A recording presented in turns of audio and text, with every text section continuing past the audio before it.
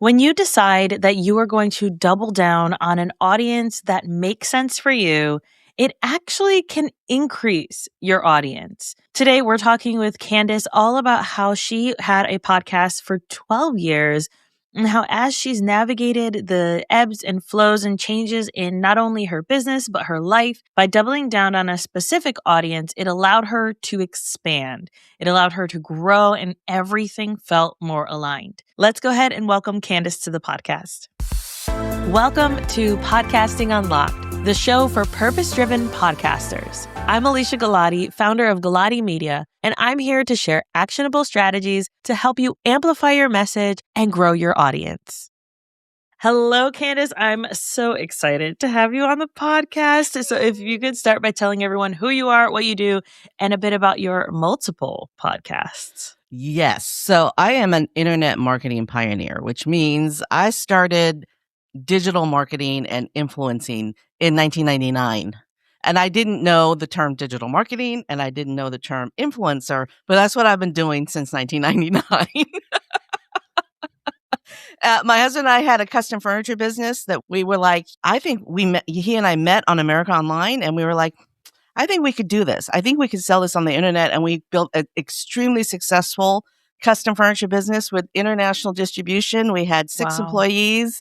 We had retail stores in 25 different states that were selling our furniture to the public, the yay mom and pop retail stores. Yes. And it was just phenomenal. And we did it all on the internet. And honestly, I had to develop how to sell handcrafted custom furniture in a shopping cart on the internet in 1999. And I did it so well, being a non-developer, that by 2004, I was sending people these cease and desist letters because they'd copied us.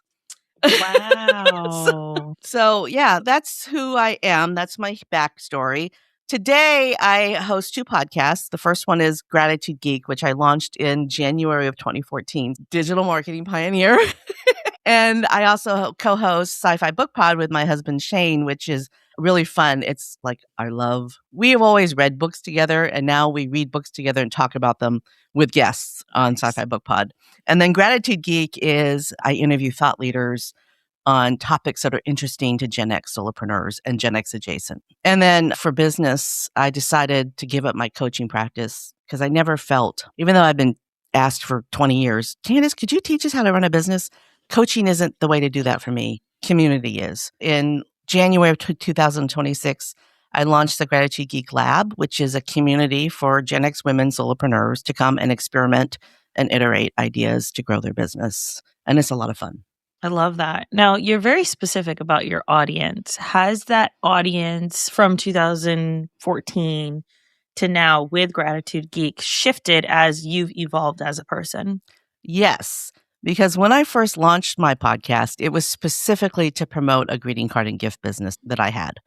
And so those first 100 episodes are about relationship marketing and how to use greeting cards to grow a business. I still wholeheartedly believe that sending a thank you card, a birthday card, and a holiday card, those 3 cards, send 3 cards a year, will seriously grow your business because people know and trust folks that make them feel good and appreciated. But I no longer am actively promoting that business. About 100 episodes in, I shifted to more general business. And then about a year ago or so, I doubled down on I'm a Gen X woman. This is the message that I have. I'm living with metastatic breast cancer. The reason why people want to come to me is because they want to know how I've survived for 12 years going to chemo every 3 weeks. And, that they want to know how I can be a breast cancer patient, with quote unquote terminal breast cancer and still run a business. And so I doubled down on that and said, this is the content I'm going to provide. So I listened to what people wanted and I started providing that. Okay. Before I get into my question of how do you balance what people want and what you want to do, right? Because that's, I think, an important conversation. I do want to add that I was on your podcast, Gratitude Geek. We'll make sure we link the episode in the show notes for people to go check that out. And I have the card that you sent me right next to my jewelry box. Like, it's my face Literally. But it's such a beautiful card and it's so well done. And it's just right there, very nice and pretty, just standing there. And it hides my perfume that I barely ever wear. So I just set it there. So it's very nice. And I see it every so often when I go over to grab something out of my jewelry box. And so I think that's so true. Like that card, and even people that I can think of that I've been on their show and they've sent me a card, it's always that extra thought, even a few weeks later, has always been like really touching. So I think people should do that more. And how do you balance okay, this is getting focused on Gen X women. That's something that people want. And also, is it still feeding your curiosity? I mean, you've been podcasting for 12 years now at this point, 12 years of evolving and changing, but podcasting is hard. And being able to show up consistently for a topic is very difficult. So, how do you balance all right, this is give the people what they want, and I still have to follow my curiosity, or I still have to follow my own interests? I curate my guests very carefully. If I get a vibe off of somebody, I just say, this isn't going to be a good fit. And if they scheduled and I go through and I read everything, I'll just cancel. And a lot of times I'll just say, I'll just be really, I appreciate, but I'm going to need to cancel at this time. And let me give you an example. There was a dude who booked me. His topic was a little off base, but it was an interesting topic to me because of personal experience. And I thought that I could make the topic align with the audience. Right. But then I noticed that this dude is on a mission to be on 365 podcasts a year, right? He wants to be on a podcast every day. And I'm like, that message is diluted, right? You do not have a specific message. You have an everybody message. That's not good for my audience. So I'm very conscious of my audience. However, if there is somebody that I am dying to interview because, like, I've interviewed my favorite science fiction author, and I turned it into a conversation about independent authors, right? Because a lot of Gen X women want to write their story. Yeah. This dude knows how to do it. And he's an awesome writer, and I wanted to interview him. The way I balance it is I make it interesting for me while serving my audience. So I put the twist on it. Even when I interviewed the director of the Vatican Observatory, which has nothing to do with business, it's all about science, I still brought it back to marketing. Because in order for the Vatican Observatory to continue operating after 2,000 years, they need funding. Right. They're a nonprofit.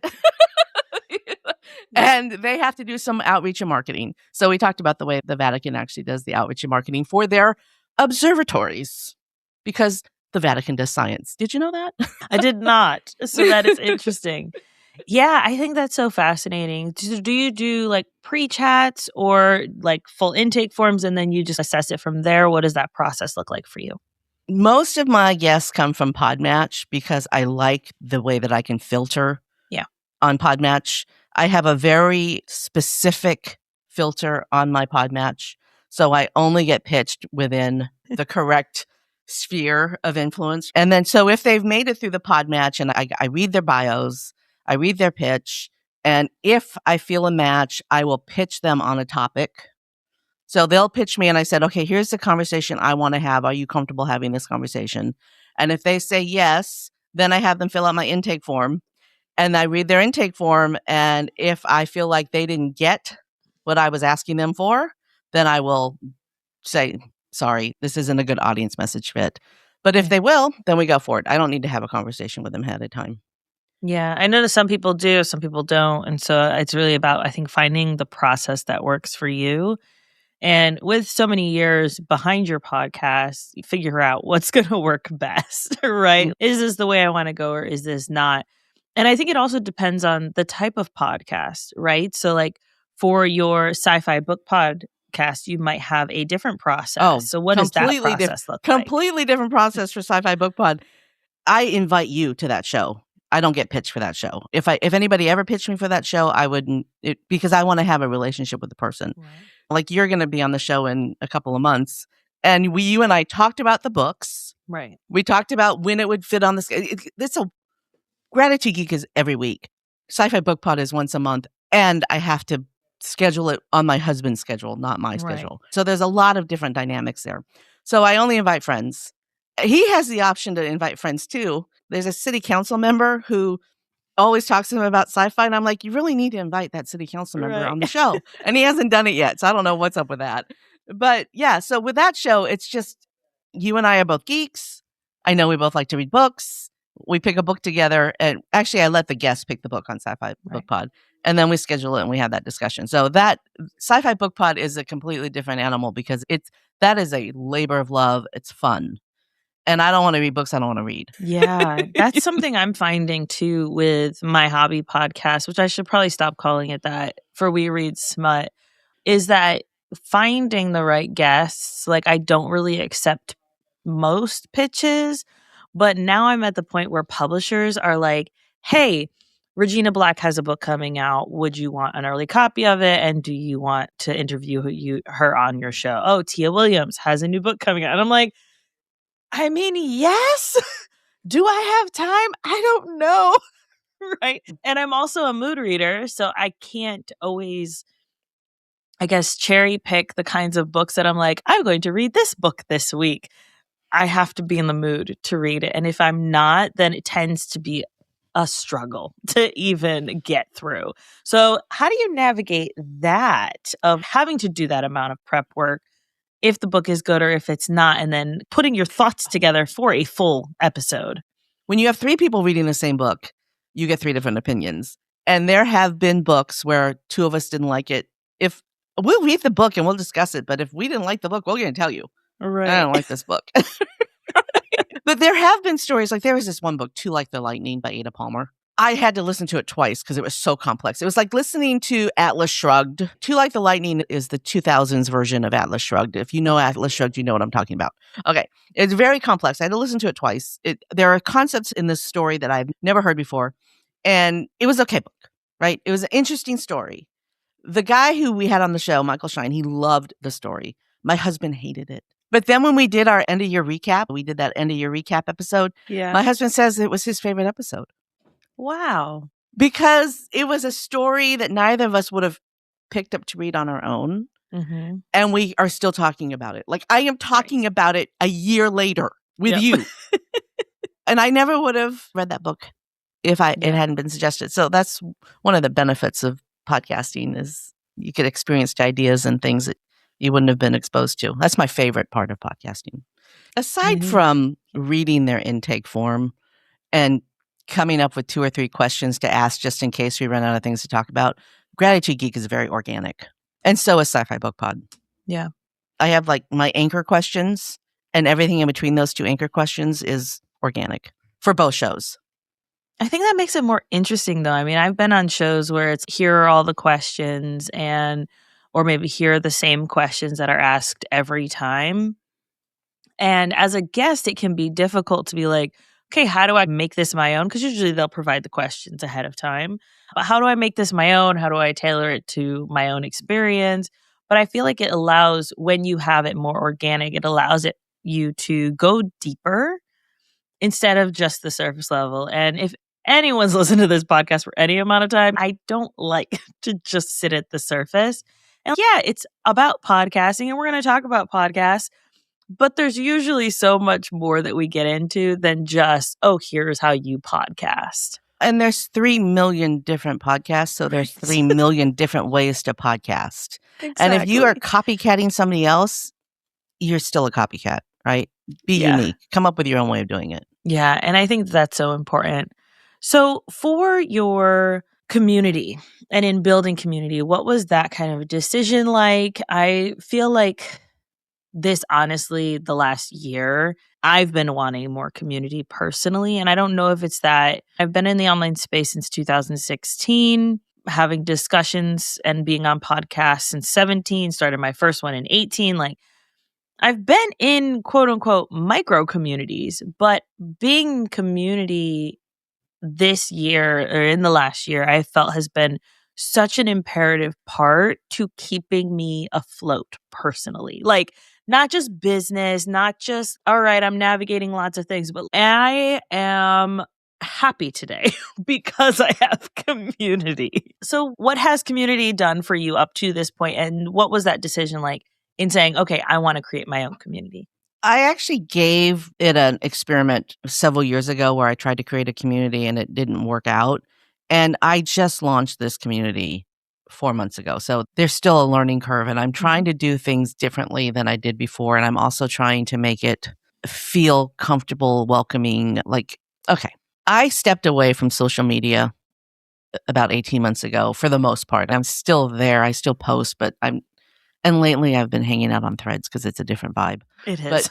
It's a good yeah, vibe. and let me tell you, I've been hanging out way too much on Threads. But it's because of community. I have not been involved in social media in so long that I got seriously sucked into Threads because first of all, it didn't feel gross because other social media feels gross. It didn't feel gross. It just felt fun and learning to navigate it because seriously, it's just been a couple of weeks.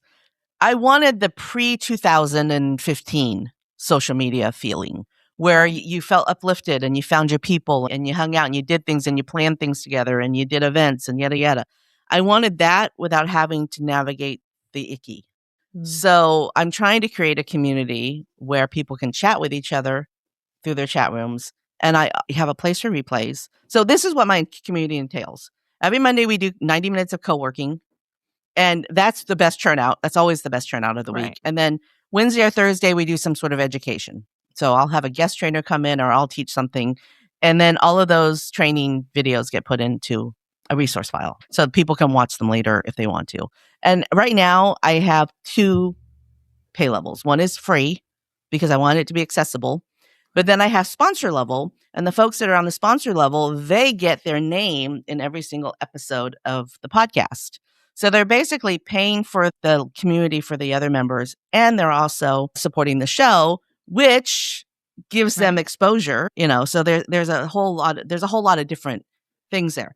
It was important to me that I stopped trying to build 2 different things and I brought them together. Because what I tried to build before was called Marketing Coffee Hour. And it was marketing at coffee time, 11 o'clock in the morning, right? And it didn't have anything to do with my podcast. Now it's called Gratitude Geek Lab. And I'm bringing in guest trainers that are podcast guests. It's a completely different dynamic. And I'm incorporating both of them and not trying to stretch myself out. We're still doing marketing because growth and marketing go hand in hand. But marketing has changed. And it used to be a gazillion years ago, it was really greeting card focused. I would show people how to make those groovy greeting cards and come up with ideas around those groovy greeting cards. But now it's more than that. So it's expanded. But yeah, I really missed having people to talk to because I work at home. I've worked at home since 1998, basically, and I need a community. Yeah. And I feel like everybody was making communities when pandemic hit, and those were fine, but I always felt like something was missing. And we're in Community Together, Feminist Podcasters Collective. Honestly, one of the best communities and only communities I've stayed in this long because I feel like I can be in collaboration with people who have aligned values, who have aligned goals, who are trying to make a positive impact in the world with what they're creating. And it just feels so much different. It feels easier. And I feel like that's what community should feel like. Now, if you're running it, it's going to feel a little different, right? Because you're putting more effort and more time into it. But that's where I think having those 2 tiers of, hey, okay, here you can have accessible information and accessible co-working space, but then also money runs the world. We need cash money dollars. Yeah. So here's a way to support what we're trying to create in the world. And so I like that you have that kind of duality. And I think that it's important, especially from a values aligned place.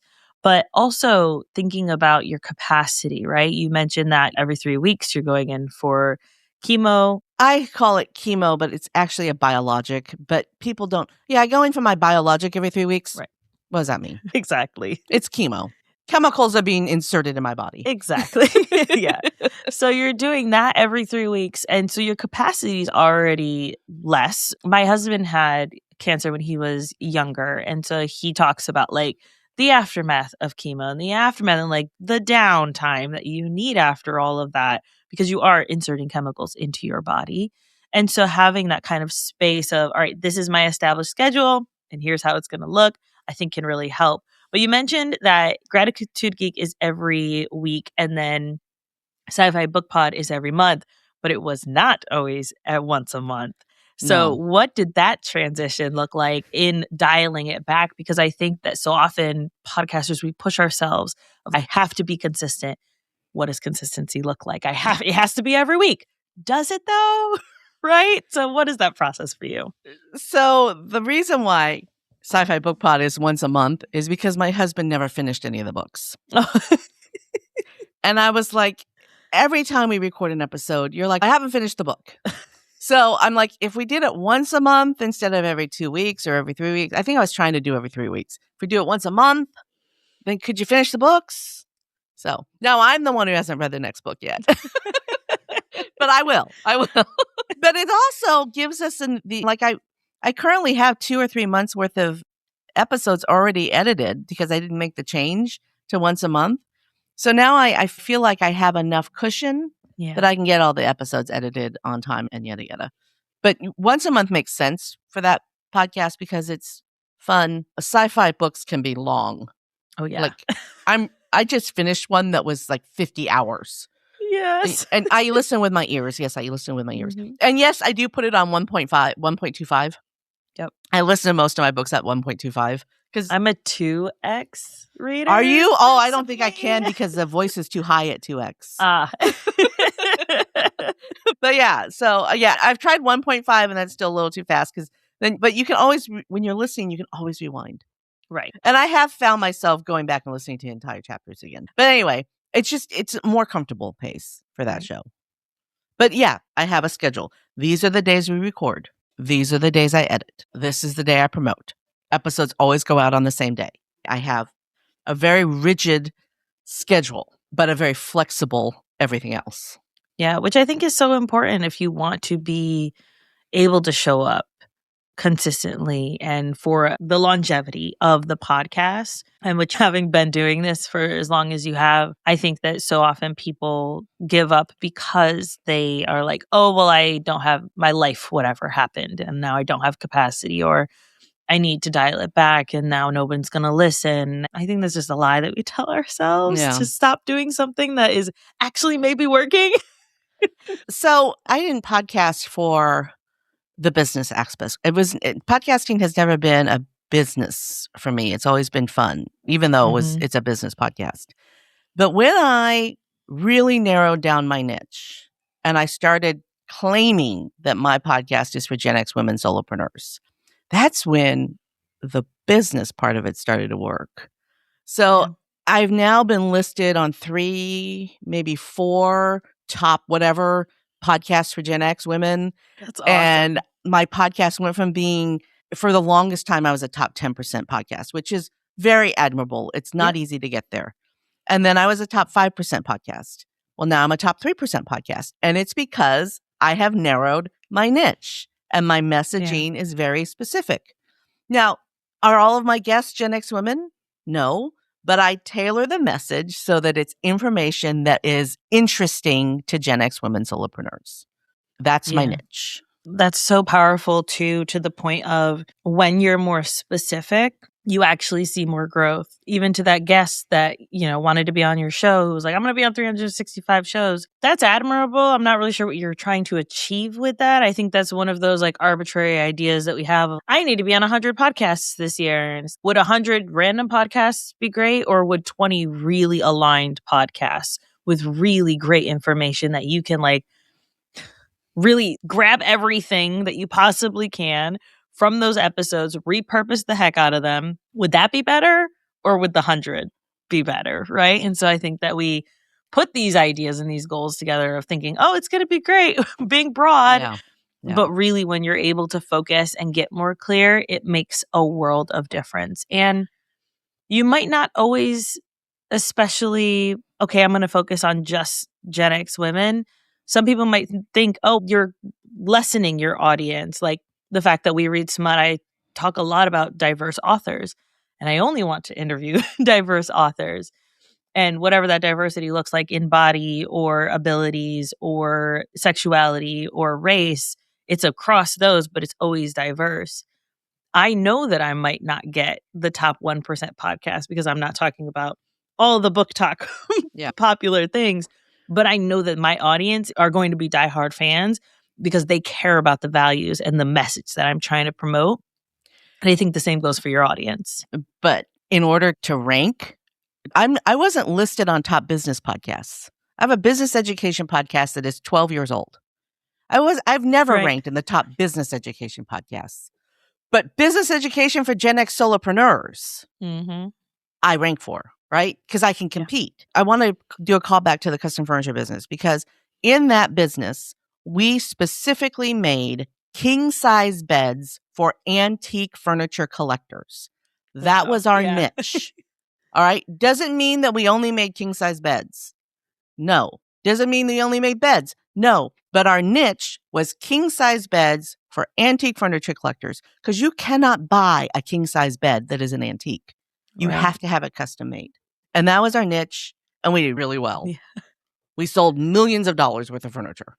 Yeah. Not all of them beds, but that niche served us. And then you can always get the add-on. Okay, now we have the side tables. Now we have the ottoman at the base. Yeah. There's so many things you can add to that. But it's like, when you focus, then you can expand.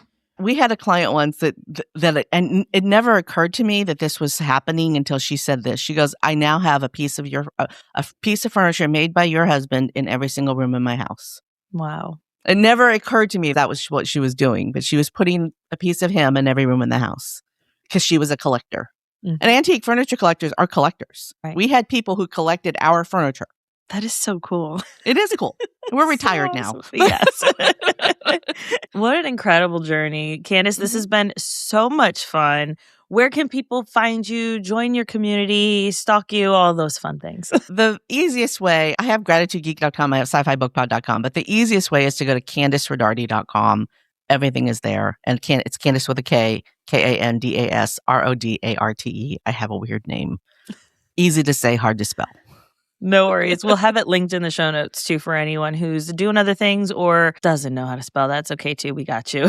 So you can grab that link in the show notes and the YouTube description. Kandace, thank you so much for being on. This was always fun to talk to you.